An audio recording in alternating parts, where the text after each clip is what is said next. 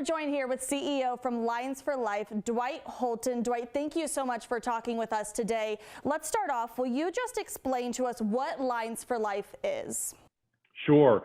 Lions for Life is a nonprofit dedicated to preventing substance abuse and suicide and promoting mental wellness. And we operate throughout Oregon in communities with our crisis intervention services like our call center, our crisis call center, but also engaging in prevention work in the community and schools. And we also do policy work around preventing substance abuse and suicide.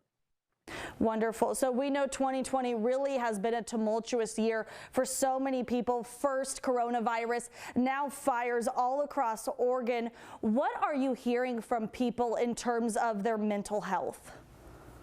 Well, we hear from people every day on our crisis line who are struggling with getting to the next step, with moving forward, with finding hope.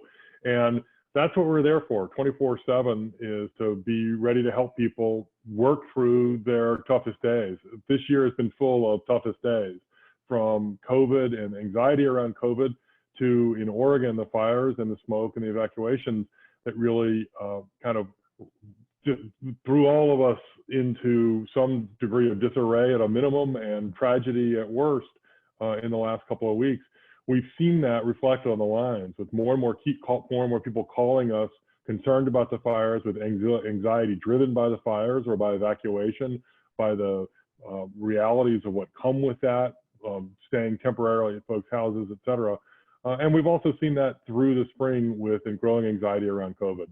So you guys have had more people calling this year than more years. Have you seen those numbers rising? We've seen, it's important to understand that growth is pretty constant for us, and that's a good thing. I'll come back to that. But we've certainly seen periods during the spring when we've had more, since the spring, I should say, when we've had a higher concentration of new calls than we might expect from our normal growth. When I said that growth is a good thing, normally what that means is that we're reaching more and more people, that people are getting past that stigma of reaching out for help. It's an essential part of our work, and I know that KOBI has been deeply dedicated to this, to spread the message that it's okay to ask for help. Having a bad day is a normal thing. It's something we all experience. We need to get to a place where we're comfortable reaching out for help. So we see that kind of growth pretty steadily. What we've also seen through the spring is periods where where different lines have really rung off the hook. I'll give you an example. Our senior loneliness line, which is popular in the Rogue Valley, is something where we've seen really dramatic growth since the early part of the year. Do you think that there's going to be lasting impacts on mental health from these fires or from COVID-19? Well, so I'm not a clinician, so I want to be a little bit careful how I answer that question. What I can tell you for sure is that we have seen many people who have been affected by both the COVID and the fires with respect to having growing anxiety. And there are other things going on, politics and other things, that have driven people to be pretty anxious. Now, what we've also seen on the positive side is a real coming together. So what we tell people that there's really strong evidence that tells us that the antidote for the desperation that drives people to suicide or substance abuse is hope, a feeling that there is something to live for, that there's something out there in the future that's going to make things better. Not hope like a Hallmark card, but hope as a tangible evidence-based strategy for helping people move forward. And I think we've seen a lot to be hopeful for. I mean, look, people are reaching out to their neighbors to check on them. People are checking in with family more than they used to. I have a call every week with a bunch of high school buddies that I haven't seen in years. And we used to just stay on touch every now and then by line, but we're getting together now to support each other. So I think while we certainly are going to look back at this year and think, wow, that was a rough year, there was a lot going on, my hope is that we're going to be able to look back at this year also and say, that was a year that we responded by connecting with people, by reaching out to people we were worried about, and by helping do our part to build hope for our friends, our family, and our neighbors. And I love that you're bringing up hope. Let's kind of switch gears here and talk about that. And as you said, KOBI, NBC5 have really been working hard to stress that people are not alone in this and in what they're feeling. And like you said, everybody has bad days. There is something that is a positive news. There's a 3-digit number that I know is a lot of lobbying has been done for. It's still not coming out for a little bit of time, but talk to us about the process of getting that 3-digit number made and what it can do for people. It's super exciting. You know, we all know that we call 911 if we've been in a car accident or our house has been burglarized or if we've got some other emergency, you call 911. What we're going to have in a couple of years now is a 911 for the brain. It'll be 988. It's not active yet, but it'll be 988. And it'll be a way to connect with folks when you're having a rough day and you're feeling down. You know, no one breaks their arm and thinks, you know, I'm not going to go to the ER. That would be embarrassing. That happens with mental health every day. And it's a really important part of what you guys are doing at KOBI with the In This Together initiative is helping people understand that it's okay to ask for help. Just like you'd ask for help when you break your arm, it's okay to ask for help when you're feeling a little anxious, if you're feeling a little down. Mental health is just like physical health. We know how to help. We know how to help make you feel better.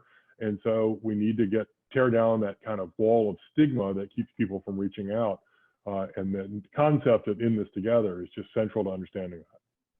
Dwight, do we have any idea when that 988 number, people will be able to start using it yet? It will be online no later than the summer of 2022. We are working in Oregon to get it online sooner if we can. And it's really, I think part of what's important about it is it goes straight to the stigma question, you know, because we're making a national number that everyone can access always, it helps underscore that this is a normal thing, you know, that it's okay to reach out for help. And we're looking to make sure that we're ready to handle it because we expect a really significant growth in volume based on what happened with 911 and other 3-digit numbers like that.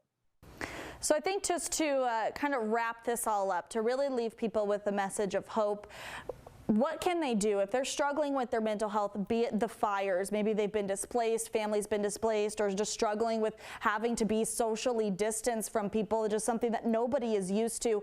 What can people do? Who can they call? What kind of message can you give? Always find us at Lines for Life, 24 hours a day, 7 days a week, 365 days a year.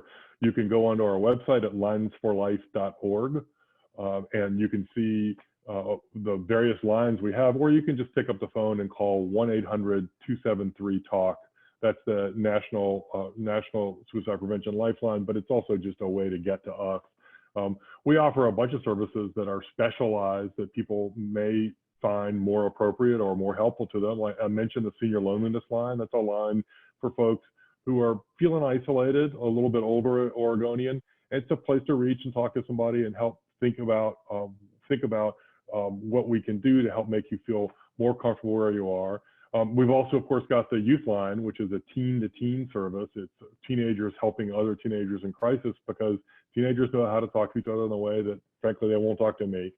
And then, of course, we have our military services and our alcohol and drug helpline. These are just among the services we offer. You can find them all at, as I mentioned, linesforlife.org, and I'm sure KOBI will have a link as well.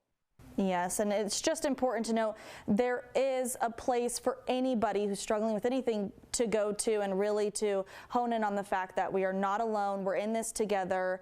It's okay to struggle with your mental health and reach out and ask for help.